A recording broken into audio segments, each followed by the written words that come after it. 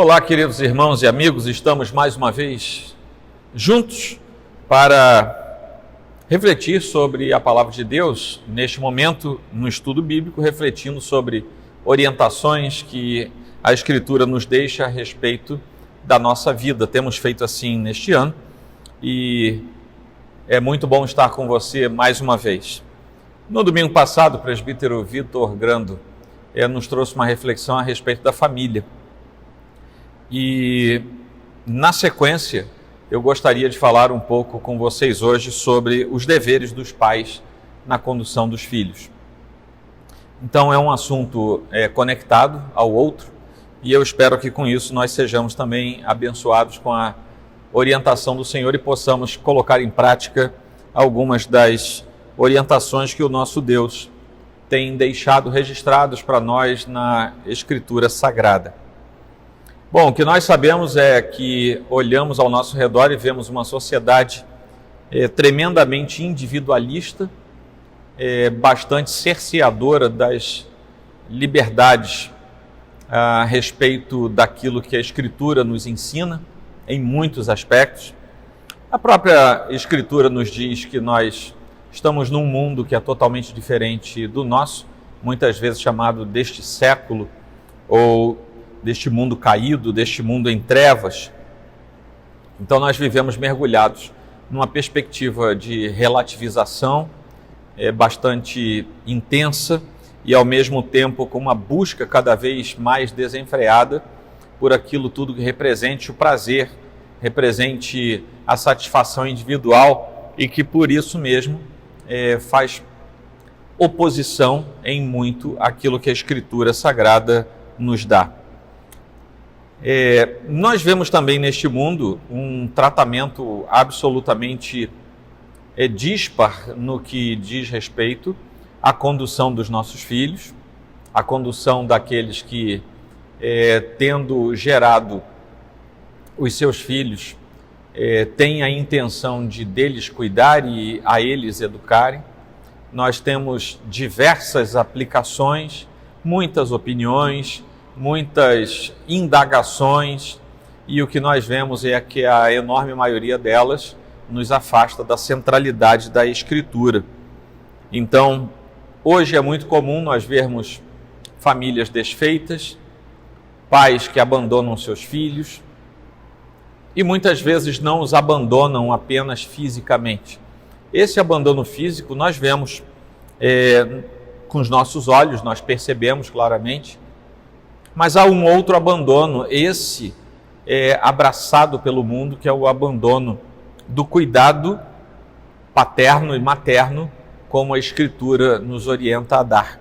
Muita gente dentro das igrejas abandonou seus filhos porque resolveu abraçar um modo de cuidado e de criação dos filhos que não é inspirado diretamente no texto da Escritura, mas prefere com isso seguir orientações que são do mundo, e não por serem apenas do mundo, mas sendo do mundo, tornam-se avessas à orientação da Escritura.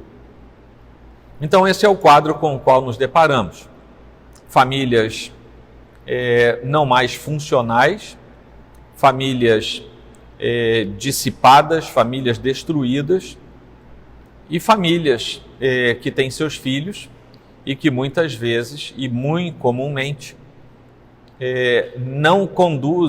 essas famílias não conduzem seus filhos a uma educação, mas simplesmente a expectativa de ficarem velhos e deles se livrarem por uma circunstância da vida, ou porque saem de casa, ou porque vão se casar, enfim, por alguma coisa. Mas é como se fosse um grande e terrível peso ter que cuidar dos filhos. O que nós vemos, por outro lado, na Escritura é que os filhos são uma bênção do Senhor para nós. Então nós vamos ver um pouquinho sobre essa realidade, aquilo que a Escritura nos diz que nós devemos fazer. Lá em Isaías 49, de 14 a 16, nós lemos assim: Mas Sião diz, o Senhor me desamparou, o Senhor se esqueceu de mim. Acaso pode uma mulher esquecer-se do filho que ainda mama de sorte que não se compadeça do filho do seu ventre? Mas ainda que esta viesse a se esquecer dele, eu, todavia, não me esquecerei de ti. Eis que nas palmas das minhas mãos te gravei. Os teus muros estão continuamente perante mim. O que nós vemos na Escritura é a figura de um Deus que também se coloca no lugar de Pai, tanto é que nós o conhecemos por Deus Pai. O Deus Filho o chamava de Pai, enquanto no seu ministério encarnado. Nós, cristãos, o chamamos de Pai. O Deus cristão é o Pai que nós temos, o Pai por excelência. E com isso, há instruções na Escritura a partir do exemplo do próprio Deus Pai para conosco. Nós temos uma realidade que nos cerca, em que muitas vezes percebemos a crueldade do mundo, mas que nós sabemos que essa crueldade, essa malignidade não provém dos atos de Deus, mas sim por causa do pecado. Deus criou tudo perfeito e o pecado maculou tudo. E nós aprendemos algo da parte de Deus. Se é possível nós termos seres humanos tratando seus filhos de modo incorreto por causa do pecado, inclusive no meio do povo de Deus, de uma coisa nós temos que estar certos: jamais Deus nos tratará dessa mesma forma, porque Ele é o Pai perfeito e Ele é o maior exemplo que nós temos para ser seguido. Então nós temos alguns deveres especiais para com os nossos filhos, e esses deveres são encontrados na Escritura. Esses deveres não podem ser pesados para nós, mas eles devem ser feitos com amor, com denodo, com carinho, sabendo que se estão na Escritura Sagrada é porque Deus mesmo inspirou os autores para que isso estivesse lá, para nossa instrução, para que fôssemos habilitados à educação e à criação dos nossos filhos de acordo com a santa e bendita vontade do Senhor. Então nós temos algumas orientações na Escritura e eu vou passar a dá-las a vocês a partir de agora, com um tema e um texto bíblico para cada uma delas. E assim nós vamos até o final deste nosso tempo disponível aqui. Essa lista que eu vou dar para vocês não necessariamente está numa ordem de urgência ou numa ordem que deva ser seguida, mas todas essas coisas precisam ser seguidas. A primeira coisa que eu lembro a vocês aqui é que compete aos pais, a partir da ordem de Deus, ensinar os seus filhos. Quando uma criança é trazida aqui para o batismo, tanto os pais que apresentam a criança ao batismo, quanto a própria igreja, respondem favoravelmente, de acordo com as nossas perguntas constitucionais, litúrgicas, e eles se comprometem a ensinar e a educar a criança também para que ela seja habilitada à busca do próprio Senhor, fazendo-se valer da leitura da Escritura. Então, o ensino vai além disso. O ensino não é apenas ensinar a ler e escrever. Nós vamos ver que isso se completa com as outras questões, com as outras instruções da palavra, mas começamos a ensinar nossos filhos desde que eles nascem. E às vezes já ensinamos nossos filhos, e isso é muito comum mesmo antes de falarmos alguma coisa a ele, pelo que nós fazemos já estamos ensinando. Então os pais devem ser os primeiros e os mais importantes professores dos seus filhos. Não compete à escola ensinar caráter, moral, ensinar espiritualidade aos nossos filhos. Isso compete a nós, aos pais. A escola compete ensinar a ler e escrever, ensinar a fazer conta, ensinar as ciências. Isso compete à escola, mas o ser, aquilo que há por dentro dos nossos filhos, isso é da competência dos pais. E os pais não têm autoridade dada por Deus para abrir mão disso. Deuteronômio 6,7, tão conhecido de todos nós, diz assim: estas palavras que hoje te ordeno estarão no teu coração. Tu as inculcarás a teus filhos, e delas falarás assentado em tua casa, e andando pelo caminho, e ao deitar-te e ao levantar-te. Ou seja, dessas palavras do Senhor, há de nascer ali o ensino primordial aos nossos filhos. E o ensino a respeito da vida parte daquilo que nós somos diante de Deus e aquilo que nós, reconhecendo diante de Deus, passamos a instruir os nossos filhos, ensinando-os a partir da verdade de Deus. Ao mesmo tempo, nós podemos avançar para o segundo item, que é uma sequência natural do ensinar, que é instruir. Se para ensinar nós precisamos fazer com que todo o tempo os nossos filhos ouçam a verdade do Senhor, conforme nós lemos lá em Deuteronômio. Por outro lado, a instrução começa desde cedo, e nós temos uma promessa interessante, porque se nós somos pais, e por isso mesmo somos os grandes mestres dos nossos filhos, os primeiros e os mais importantes professores deles, os modelos que nossos filhos devem seguir, e aí talvez eu e você devamos nos perguntar agora, eu sou um modelo que meu filho ou a minha filha pode seguir de tal forma que agrade a Deus? Pergunte aí você agora, a você mesmo. Faça essa pergunta ao seu coração, à sua alma. Eu tenho sido modelo para os meus filhos? Eu quero que meus filhos sejam exatamente o que eu sou? Lá em Provérbios 22:6, também tão conhecido, diz assim: ensina a criança no caminho em que deve andar, e ainda quando for velho, não se desviará dele. Então esses dois verbos, ensinar e instruir, eles estão entrelaçados com esses dois versículos que são, eles colaboram entre si com a sua informação, mas nós somos os primeiros e mais importantes professores, os mestres e modelos para os nossos filhos, e esse é um privilégio que Deus concede somente aos pais, e nós devemos a todo e qualquer custo fazer isso valer para a honra do nosso Deus. Nós também precisamos orientar os nossos filhos. Lá em Efésios 6:4 diz assim: e vós, pais, não provoqueis vossos filhos a ira, mas criai-os na disciplina e na admoestação do Senhor. Ora, a orientação para a vida inteira inclui compartilhar a amostragem do caminho que é certo. A orientação que somente os pais que amam podem dar. Porque somente os pais que amam os seus filhos verdadeiramente vão tentar poupá-los a qualquer custo dos incidentes dessa vida. Por mais que saibamos que a vida guarda os seus percalços, nós, pais que amamos os nossos filhos, vamos fazer de tudo para evitar que eles sofram além daquilo que já vão ter que sofrer naturalmente por causa da vida.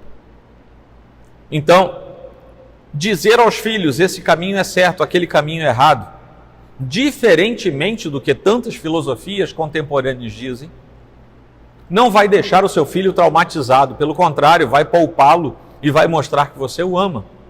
Você quer preservá-lo de algo danoso e você vai dizer: meu filho, não entre por ali, porque ali há erro, ali há pecado, ali há desgraça, ali há malignidade.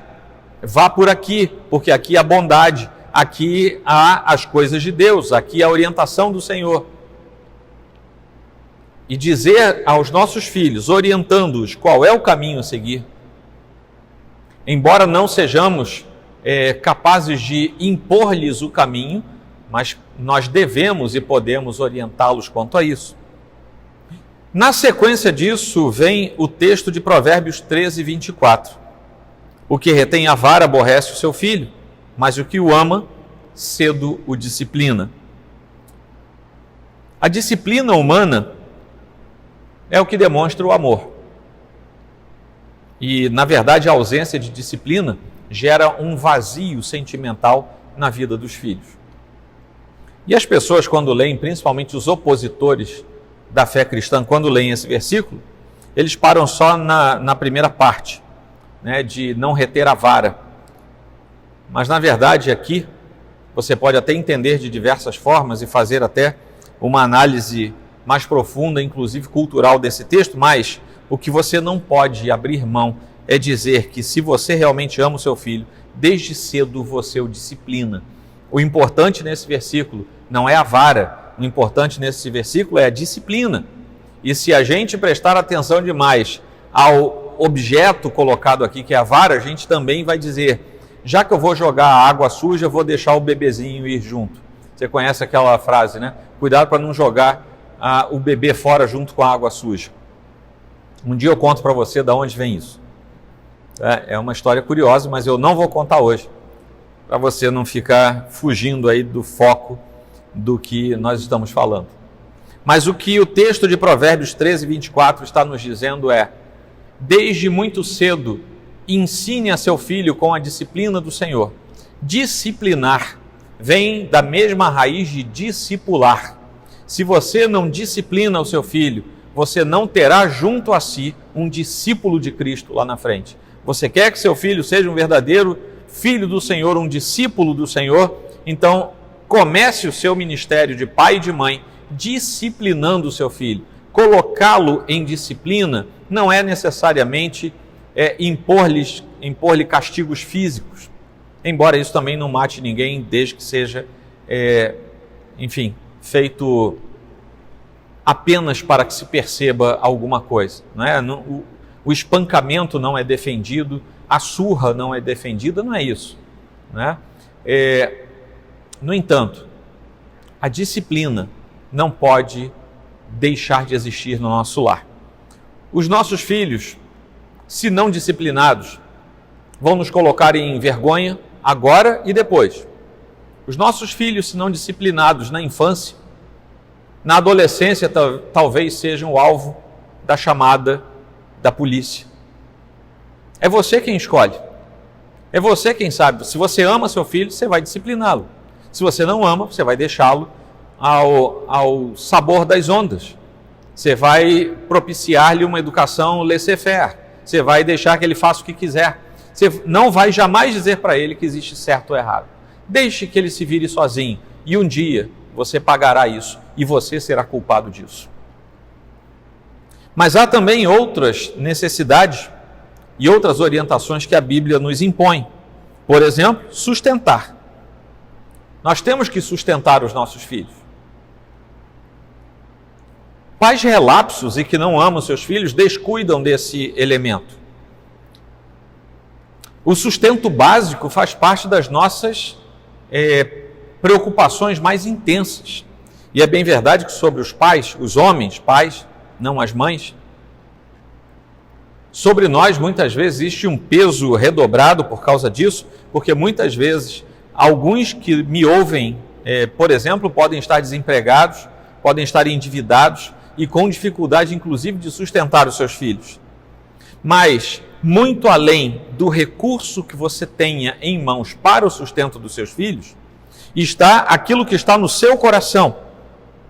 Porque este texto que eu vou ler agora em 1 Timóteo 5,8 fala acima de tudo, e para isso nós temos que ver o contexto, mas fala acima de tudo de algo que brota no coração como desejo e como intenção. O texto diz assim: ora, se alguém não tem cuidado dos seus, e especialmente dos da própria casa, tem negado a fé e é pior do que o descrente. Então vejam bem, o que a Escritura diz é que quem é relapso, e quem é relapso não é relapso porque as circunstâncias o forçam em determinado momento, não é pela angústia de um desemprego que você vai ser culpado disso, mas é por aquele que podendo e sabendo não faz. O que a Bíblia diz esse é pior do que o descrente, é pior do que aquele que não conhece ao Senhor. Mais um item da nossa lista aqui, a partir da Escritura. 2 Coríntios 3, versículos 2 e 3 nos diz assim: vós sois a nossa carta. Prestem atenção nisso. Vós sois a nossa carta, escrita em nosso coração, conhecida e lida por todos os homens, estando já manifestos como carta de Cristo, produzida pelo nosso ministério, escrita não com tinta, mas pelo Espírito do Deus vivente, não em tábuas de pedra, mas em tábuas de carne, isto é, nos corações. O que o texto está nos dizendo é que aquilo que nós somos e aquilo que nós vivemos precisa ser uma carta de Cristo, porque primeiramente Paulo diz, vós sois a nossa carta, mas logo em seguida ele diz, estando já manifestos como carta de Cristo. Então o que Paulo está nos dizendo aqui é que nós somos um texto dado por Deus, nós somos a carta de Cristo para esse mundo. E você tem plena certeza que seus filhos também estão nesse mundo. A pergunta é, como é que o mundo lê essa carta de Cristo que é você? E como é que seus filhos leem você como carta de Cristo? Quando você se abre perante eles e eles vão contemplar a mensagem de Cristo em você, porque você é a carta de Cristo para eles, o que é que eles leem lá? Amor, altruísmo, instrução, educação, dedicação, sustento, ou o que é que eles veem? Coisas contrárias a essa? O que Paulo está nos dizendo é que se nós somos e vivemos como sendo uma mensagem de Cristo para o nosso entorno, uma carta do próprio Senhor para as pessoas ao nosso redor, temos que ter cuidado, porque as primeiras pessoas que vão ler essa carta que somos nós, são as pessoas da nossa casa.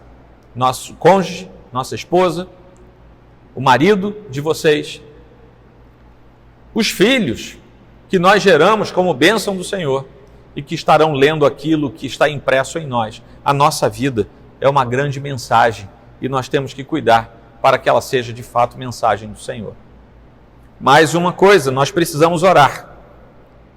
Isso porque um filho que sabe que os pais oram por ele, é um filho que certamente tem mais firmeza na sua vida e terá mais tranquilidade em ter uma busca por uma espiritualidade mais sadia. Porque vê isso nos pais. Meus pais oram por mim. Isso faz toda a diferença. Lá em 1 Crônicas 29, 18 e 19 diz assim, Senhor, Deus de nossos pais, Abraão, Isaque e Israel, conserva para sempre no coração do teu povo estas disposições e pensamentos. Inclina-lhe o coração para contigo, e a Salomão, meu filho, dá coração íntegro para guardar os teus mandamentos, os teus testemunhos e os teus estatutos, fazendo tudo para edificar este palácio para o qual providenciei.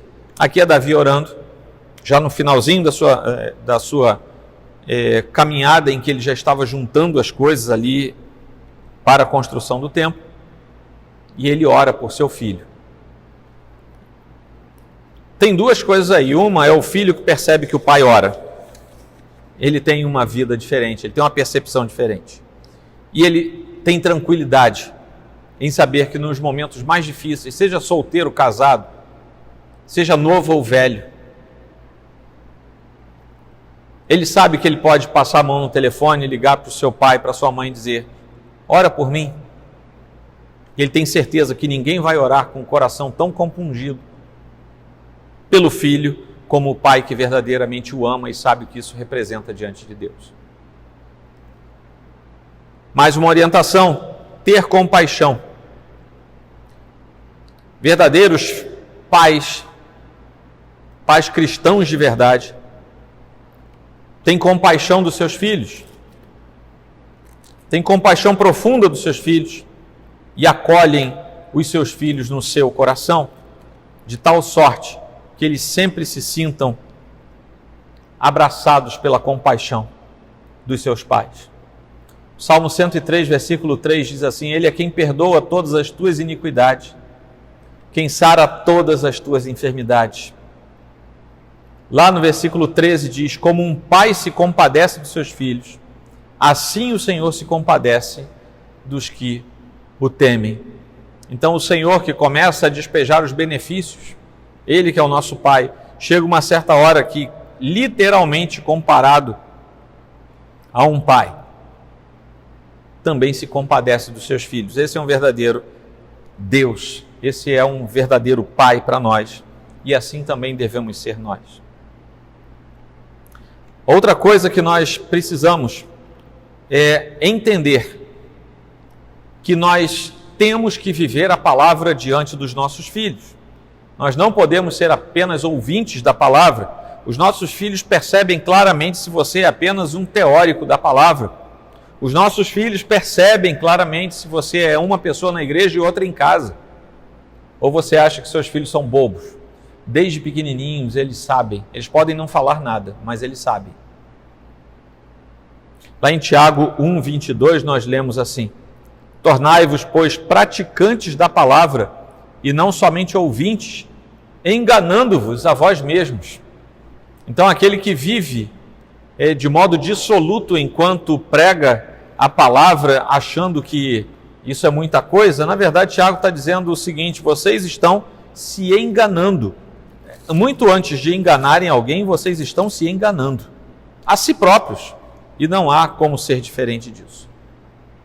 E finalmente, nessa lista de orientações, antes de irmos para a conclusão, eu vou ler aqui Evangelho de Lucas 15, de 20 a 24, que está dentro daquela parábola tão conhecida do filho pródigo. E levantando-se foi para o seu pai. Vinha ele ainda longe, quando seu pai o avistou e, compadecido dele, mais uma vez aí a compaixão, né? Correndo, o abraçou e beijou. E o filho lhe disse: pai, pequei contra o céu e diante de ti, já não sou digno de ser chamado teu filho. O pai, porém, disse aos seus servos: trazei depressa a melhor roupa, vesti-o, ponde-lhe um anel no dedo e sandálias nos pés. Trazei também e matai o novilho cevado, comamos e regozijemo-nos, porque este meu filho estava morto e reviveu, estava perdido e foi achado. E começaram a regozijar-se. Nesta última dessa relação de orientações da Bíblia, eu gostaria de, com base na parábola do filho pródigo, dizer para você: nunca desista dos seus filhos. E pode ser que algumas pessoas que me ouvem tenham problemas seríssimos dentro da sua família com os seus filhos. Eu não sei se alguns de vocês, e não sei mesmo, não tem como saber, se algum de vocês enfrenta problema de drogas com seus filhos, problema de abandono, problemas de vícios os mais diversos, talvez não de drogas, mas de jogo, drogas lícitas, né, como a gente chama, o álcool, por exemplo. Eu não sei se você enfrenta dilemas sérios com a sexualidade dos seus filhos. Eu não sei o que pode ocorrer dentro das quatro paredes da sua casa. Mas de uma coisa eu sei: a parábola do filho pródigo nos diz que os nossos filhos sempre serão nossos filhos e que não cabe a nós desistir dos nossos filhos. Pelo contrário, é insistir com eles e insistir diante de Deus, até que não haja mais fôlego. O dia que você for para a sepultura, obviamente você vai parar de pedir. Mas enquanto houver fôlego de vida, insista por causa dos seus filhos diante de Deus. Ore, jejue, esforce-se, seja um exemplo, faça tudo aquilo que antes foi falado aqui e finalmente não desista dos seus filhos. Como orientações um pouco mais práticas, porque eu sei que isso afeta muitas famílias em nosso tempo, eu vou falar de uma delas. A responsabilidade diante de Deus e, inclusive, em boa parte diante da sociedade, a responsabilidade dos seus filhos é sua. A responsabilidade é dos pais. E eu digo isso porque os seus pais já estão cansados. E talvez você tenha delegado a eles, aos avós, a criação dos filhos. Não é responsabilidade deles. Os avós já criaram os filhos e não tem que criar os netos. Se os pais trabalham fora, os irmãos mais velhos, a avó, o avô, nenhum desses é responsável, sequer corresponsável pela criação dos filhos. A responsabilidade é exclusivamente dos pais. Nós temos que gerar os meios para driblar as nossas necessidades sem sobrecarregar as pessoas, salvo por tempos programados em que estejamos resolvendo dilemas da nossa vida. Mas nós não podemos transferir a nossa responsabilidade para ninguém. Nem mesmo que as pessoas se ofereçam, porque isso não compete mais a elas. Então, a primeira coisa que temos que entender é que, por ser a nossa responsabilidade, por eu ter falado tudo que eu falei até aqui, o primeiro ato que devemos ter como preocupação é estar totalmente diante de Deus. Nós estarmos diante de Deus. Uma vez que nós, os pais, estamos diante de Deus, precisamos conduzir nossos filhos à palavra de Deus. Precisamos ensinar-lhes as palavras de Deus. Lembrando-nos que enquanto nossos filhos são pequenos, é tudo muito fácil, tudo bonitinho. A coisa mais complicada que tem é trocar uma fralda suja. Mas eles crescem, os bichinhos crescem. E eles ficam, não raras vezes, maiores do que nós. Eu não sei se é comida enlatada, não sei o que faz essas crianças de hoje crescerem mais do que antigamente. Mas eles crescem. A gente não controla esse crescimento e graças a Deus por isso, porque senão ia ter um monte de mãe com bebê aí para o resto da vida, né? Já trata o filho grande igual bebê, imagina se pudesse mantê-lo como bebê. Mas o mundo em que vivemos é mau e compete a nós, com a nossa responsabilidade, oferecer de tudo para que eles não errem o caminho, oferecer-lhes de tudo a partir da Escritura e do senso de criação e educação da Escritura que nós precisamos absorver. Quando os nossos filhos chegam à adolescência, se você ainda não teve filhos adolescentes, prepare-se, porque é um momento assim muito bom. É um momento, eu já tive 2, então eu posso dizer para vocês que é muito bom, porque passa. Tá? A grande vantagem da adolescência é que dura alguns anos depois, passa. Porque é um tempo difícil, tá bom? E se você não disciplinar, lembra da disciplina? Se você não disciplinar, se você não cuidar, se você não educar o seu filho lá atrás, você vai ter problemas multiplicados no tempo da adolescência. O mundo oferece para os nossos adolescentes a ideia de que tudo é curtição, tem que fazer mesmo, tem que beber, tem que se drogar, tem que fazer sexo, tem que aproveitar, porque esse é o momento da vida. Balela de Satanás. E se você não educou seus filhos, é isso que eles vão fazer. Mas cabe a nós, aos pais, a responsabilidade de apontar o caminho, porque Deus nos manda ensinar o caminho certo para os nossos filhos. Não deixe seu filho se criar sem você, porque alguém vai aparecer para criar seu filho. Ninguém se cria sozinho. Se você não criar, vai aparecer alguém para criar. Vai ser qualquer coisa que não presta, porque vindo do mundo, não espere nada que seja bom. E Deus, obviamente, não daria uma ordem se nós não pudéssemos cumpri-la. Se Ele nos manda fazer isso, se Ele nos manda fazer toda essa lista de coisas que eu li para vocês, se Ele nos manda educar e criar nossos filhos no temor ao Senhor, é porque é possível fazer. E se você, por alguma razão, e aqui eu já estou terminando, se você, por alguma razão, não sabe o que fazer, procure o pastor da sua igreja, procure os oficiais da sua igreja, converse com eles, aqueles mais maduros, não procure alguém igual a você não, porque não tem tanta experiência. Procure uma pessoa idônea, piedosa e que tem experiência para dar a você. Converse com essas pessoas. Aconselhe-se com elas, pessoas habilitadas por Deus, mais maduras na fé, que já tenham sido pais há muito tempo. E peça, com a ajuda desses irmãos, peça sabedoria a Deus, como diz lá em Tiago 1,5. Se, porém, algum de vós necessita de sabedoria, peça a Deus, que a todos dá liberalmente, nada lhes impropera, e ser-lhe-á concedida. Eu não sei o que fazer, peça a Deus sabedoria e você vai saber o que fazer. A coisa mais comum hoje é casal novinho, que vai ter filho, diz assim, meu Deus, eu não sei o que eu vou fazer. Ora, para que Deus deu instinto a você? Eu não sei o que eu vou fazer quando o bebê começar a mamar. Ora, põe o bebê para mamar, a natureza vai fazer o resto. Tem algumas coisas que acontecem hoje em dia que não dá para entender. Onde é que foi parar a massa encefálica dessa turma? É simples, porque eu não sei quantos mil anos há de civilização, mas imagina se há 50 anos atrás já tivesse gente pensando esse tipo de coisa, a gente não estava mais aqui hoje. Ninguém ia ter filho porque não sabia como é que o filho ia mamar depois. Gente, Tá? Na pior das hipóteses, peça sabedoria a Deus. Conversa com gente idônea, piedosa, e você vai saber o que fazer. A mesma coisa para criar os seus filhos. Peça da parte de Deus, a graça que só Ele tem para dar.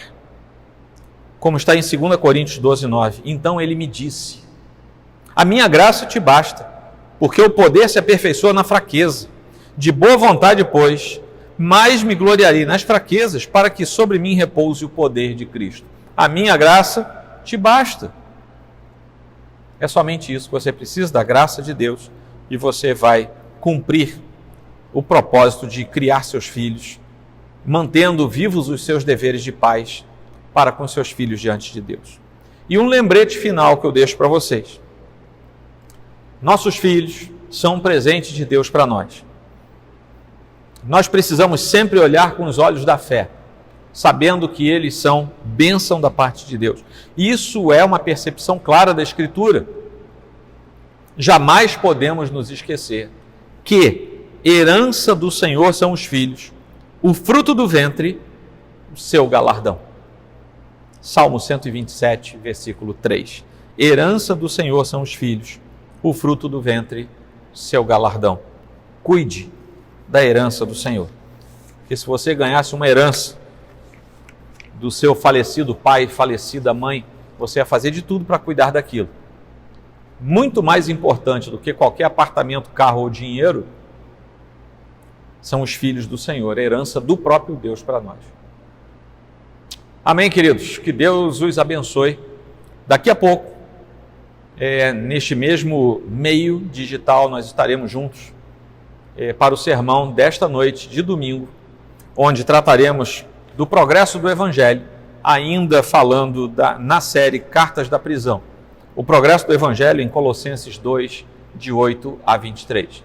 Você tem tempo de beber uma água, tomar um cafezinho e voltar com sua família para assistir o sermão daqui a pouquinho. Que Deus abençoe você ricamente.